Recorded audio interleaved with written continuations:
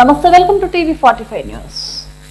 పల్నాడు జిల్లా సత్తెనపల్లి పట్టణంలోని నాగార్జున కాలనీలో ఉన్న బాబా గురుదేవ్ కళాశాలకు వెళ్లే మార్గంలో ఒక చిన్న కాలువ ఉండి పూర్తి స్లమ్ ఏరియా అయితే వర్షం వలన ఆ కాలనీలో నేటికి నీరు నిలబడి కొంత ఏరియా పూర్తి బురదమయంగా ఉండి ఆ ప్రాంత ప్రజలు తీవ్రంగా ఇబ్బందులు పడుతున్నారు అని జ్యోతి ఫౌండేషన్ అధ్యక్షురాలు వలేటి కుమారి ద్వారా తెలుసుకున్న దివ్యల శ్రీనివాసరావు మంగళవారం మధ్యాహ్నం 12:30 దాతల సహకారంతో దాతల చేతుల మీదుగా భోజనం అందించడం జరిగింది.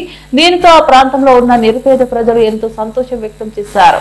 ఈ రోజు భారతమాత అన్నప్రసాద వితరణ పథకం 729వ రోజు సత్తెనపల్లి పట్టణానికి చెందిన కీర్తిశేషులు అన్నం మల్లికార్జునరావు గారి పుణ్యతిథి సందర్భంగా వీరి పెద్ద కుమారుడు అన్నం కృష్ణమూర్తి ధర్మపత్ని విజయదుర్గలు స్వయంగా విచ్చేసి పైన తెలిపిన సేవా కార్యక్రమంలో ఆర్థిక సహాయం అందించడమే కాక స్వయంగా వడ్డించే బాధ్యత కూడా వహించారు. ఈ సందర్భంగా సీనియర్ న్యాయవాది దివ్యల శ్రీనివాసరావు మాట్లాడుతూ ఈనాటి దాతలు అయిన అన్నం కృష్ణమూర్తి మరియు అన్నం వేణుకు హృదయపూర్వక ధన్యవాదాలు తెలిపారు.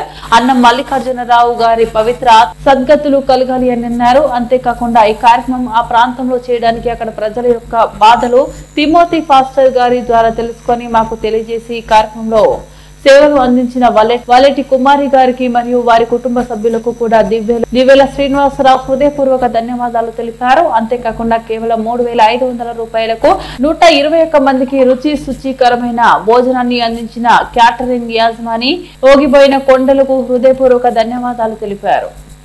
అన్నం కృష్ణమూర్తి గారు అందరికీ కృష్ణగా సుపరిచితులు.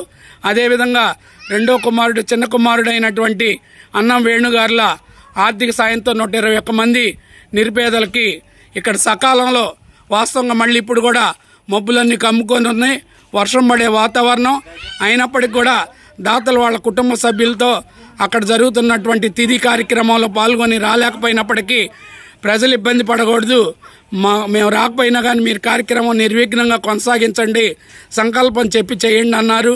దాంట్లో భాగంగా 729వ రోజు కీర్తిశేషులు అన్నం మల్లికార్జునరావు గారి పవిత్రాత్మకు సద్గతులు కలగాలనే ఉద్దేశంతో ఇక్కడ కార్యక్రమం ప్రారంభించడం జరిగింది.